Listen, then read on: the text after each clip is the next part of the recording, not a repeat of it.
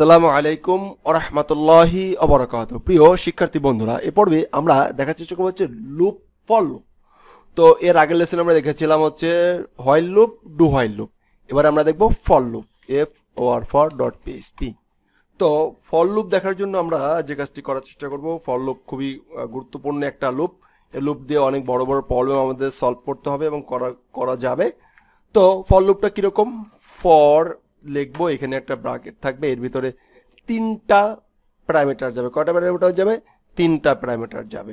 সেই প্যারামিটারকে code repeat করবে হচ্ছে এখান থেকে। ওকে, তো প্রথম অবস্থা হচ্ছে ইনিশিয়ালাইজ। ওকে, স্টার্ট অবস্থা সেমিকলন, এখানে থাকবে হচ্ছে কন্ডিশন। কি থাকবে? Condition, CNDI, condition. অ্যান্ড কন্ডিশনটাকে ট্রু বা ফলস করার জন্য ইনক্রিমেন্ট বা ডিক্রিমেন্ট এই সিস্টেমে সে কাজ করবে। ঠিক সেম আমরা হোয়াইল লুপের কথা যদি চিন্তা করি, হোয়াইল লুপটা যদি এখন খেয়াল করি, এই হোয়াইল, এই দিকে হোয়াইল, তাই না? এই হোয়াইলটাকে যদি এখানে নিয়ে যায়, দেখেন হোয়াইলেরই মতন করেই কাজ করতেছে, একটু কিন্তু ব্যতিক্রম আছে। কিরকম আমরা এবার দেখছি। ফর প্রথম অবস্থা, হোয়াইলের প্রথম অবস্থা ছিল হচ্ছে উপরে। কোথায় ছিল? উপরে। এখানে দেখবে ভিতরে, তাহলে লিখলাম ইনিশিয়ালাইজ ইকুয়াল 0 সেমিকলন। এরপরে হোয়াইলের ভিতরে যেমন কন্ডিশনটা ছিল, এইখানে থাকবে এই কন্ডিশনটা এখানে থাকবে। তাহলে কন্ডিশনটা কি? কন্ডিশনটা এইটাই যদি আমরা চিন্তা করি, কন্ডিশন হচ্ছে এই যে, কন্ডিশন হচ্ছে এই পোস্টটা। Fine, absolutely fine. আমি এই দুইটাকেও কপি করে এনে এখানে রাখতেছি। ওকে ওকে ওকে, এখন এইটাকে ফলস করার জন্য বা ট্রু বা ফলস করার জন্য আমরা কি ইনিশিয়ালি ইনক্রিমেন্ট করছিলাম না ভিতরে, এইটা করতে হবে হচ্ছে পরের লাইনে। That's it. তাহলে ইনিশিয়াল অবস্থা, কন্ডিশন অ্যান্ড ইনক্রিমেন্ট বা ডিক্রিমেন্ট, অ্যান্ড এইখানে হচ্ছে আমার এক্সিকিউটেড লাইন কোড, যেখানে বারবার ইটারেশন হবে, বারবার রিপিট হবে। ইকো সে আমি লিখলাম $initialize। ওকে ওকে, এখানে একটা বিআর দিয়ে দিলাম, .br। তাহলে কি হবে? প্রথমে 0, তারপর 1, 2 থেকে 20 পর্যন্ত সে এখানে আমাদেরকে দেখাতে চেষ্টা করবে। দেখি করাইছে কিনা। আমরা হচ্ছে for.php, এ দেখেন 0 থেকে শুরু করে 20 পর্যন্ত সে ঘুরছে। 20 বার সে ঘুরছে। কয়বার ঘুরছে? 20 বার। সে মূলত কয়বার ঘুরেছে? 20 বার ঘুরেছে। কয়বার ঘুরেছে? 20 বার ঘুরছে। আমি ঘুরছি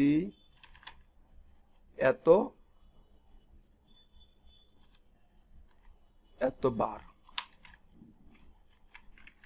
আমি দেখেন, এবার দেখেন আমি ঘুরছি 1 বার, 2 বার, 3 বার, 4 বার, 5 বার, সববার আমি এতবার ঘুরছি, শুধু মাঝখান থেকে পয়েন্টটা কি নাম্বারটা চেঞ্জ হয়। সব তো স্ট্যাটিক ডাটা, দেন চেঞ্জ হচ্ছে না। এটাকে প্রথমবার 0 ছিল, তারপর 1 ছিল, তারপর 2 ছিল। এইভাবে আরো কয়েকটা ফরের এক্সাম্পল আপনাদেরকে প্র্যাকটিস করতে হবে। তাহলে প্রথম অবস্থা কি দাঁড়ালো? প্রথমে 3টা প্যারামিটার থাকবে ফরের ভিতরে।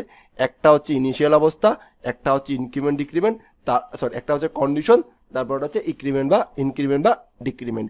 এরপরে আমরা জানবো হচ্ছে for each loop. For each loop আর একটা গুরুত্বপূর্ণ জিনিস, খুবই গুরুত্বপূর্ণ জিনিস। এই ফর ইচ লুপ জানার আগে আমরা যে মনে আছে আমাদের যে এক মাল্টিপল ডাটা রাখছিলাম একটা অ্যারের ভিতরে, অ্যারে একটা মেকানিজমের মাধ্যমে, সেটা একটু দেখি। ইনফো ইকুয়াল, আমরা অ্যারে নিলাম, এখানে কিছু ভ্যালু নেই। হাদি জামান, 01746668688, ফাইন, এখানে আমরা দিলাম আইডি, ফাইন, আইডি 01, এরকম কিছু একাধিক ভ্যালু আমরা রাখছি, রাইট?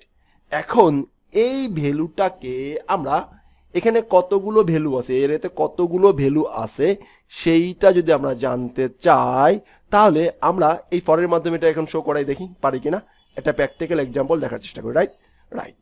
এখন এইটা কতগুলো অ্যারে আছে, ডাইনামিকে যদি জানতে চাই, তাহলে আমরা count array value equal count নামে একটা মেথড আছে।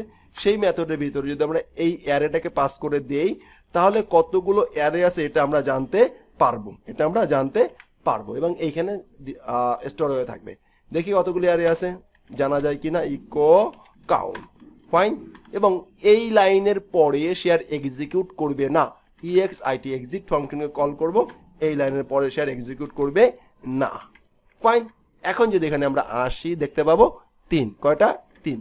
এখন যদি এখান থেকে আবার কোনো ভ্যালু এক্সট্রা হয়ে যায়, ফাইন, এক্সট্রা যদি ভ্যালু বেড়ে যায় এখান থেকে আবার দেখেন 4টা ভ্যালু সে কিন্তু ডাইনামিক্যালি কাউন্ট করে রাখতেছে, রাইট?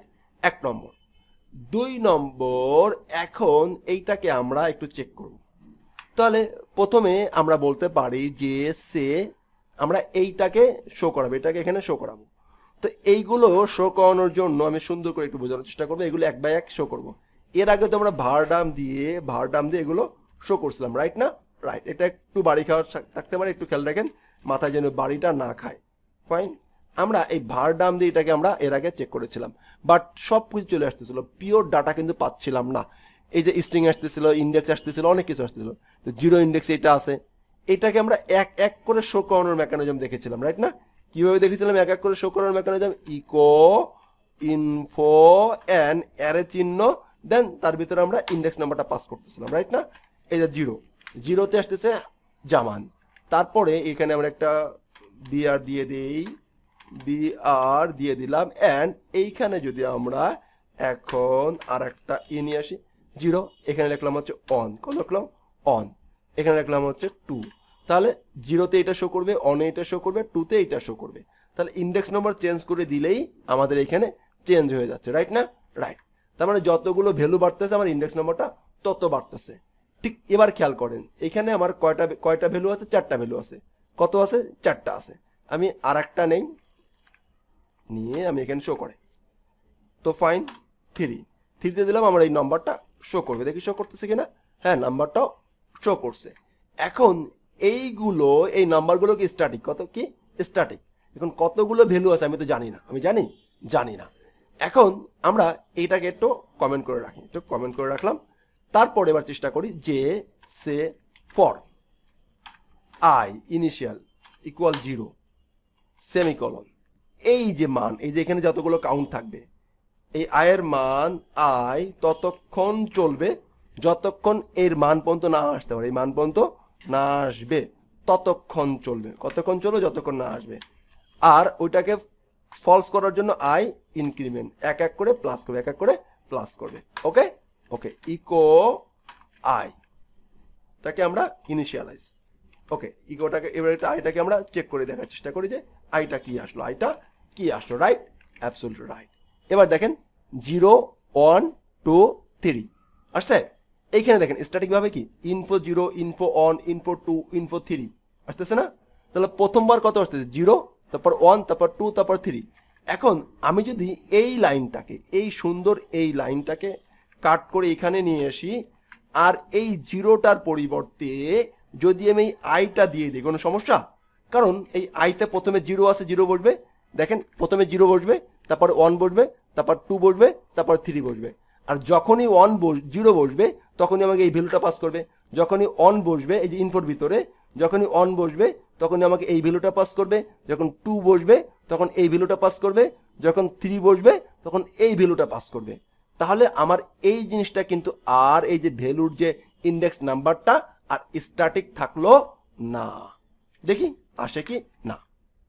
রিলোড, দেখেন চলে আসছে 0তে। এবার এটাকে অফ করে দিই, এই লাইনটা অফ করে দিই, লাইনটা কমেন্ট করে রাখি যাতে আপনারা পরে বুঝতে পারেন। এখন দেখেন এখানে ঠিকঠাক হাতি জামান, এখন ডাইনামিক চলে আসছে। এখন পরবর্তীতে এখানে একটা ভ্যালু বাড়বে বা কমবে, ভ্যালু বাড়বে বা কমবে। ওকে, PHP লার্ন বাড়ছে, সমস্যা নেই, অটোমেটিকলি এখানে বাড়বে, অটোমেটিকলি এখানে বাড়বে, এটা চলবে এবং এইটা এখানে একটা রো বেড়ে যাবে অটোমেটিক। এ হলো অটোমেটিক মেশিনে স্বয়ংক্রিয়ভাবে তৈরি হবে ম্যাগেলুডুস। আমি জানি এটা বুঝতে আপনাদেরকে একটু কষ্ট হবে, কিন্তু প্রিয় ভাইরা বারবার প্র্যাকটিস করতে হবে, বারবার প্র্যাকটিস করতে হবে। এবং এই বিষয়টা আরও কয়েকটা এক্সাম্পল অ্যারে আমরা দেখেন, এরা কিন্তু সিঙ্গেলভাবে অ্যারে শো করতে পারিনি, ভারডাম দিয়ে শো করেছিলাম, প্রবলেমটা দেখালাম, একটা একটা করে শো করলাম, দেখালাম। এই দেখেন ফর লুপ দিয়ে এটা দেখাইতে হবে। এখন কেউ যদি আবার এই অ্যারেটাকে আমরা ফর লুপ দিয়ে দেখার চেষ্টা করলাম। ধন্যবাদ। এর পরের পার্টে আমরা দেখব হচ্ছে ফর ইজটা। কি দেখব? ফর ইজটা। ধন্যবাদ। আসসালামু আলাইকুম ওয়া রাহমাতুল্লাহি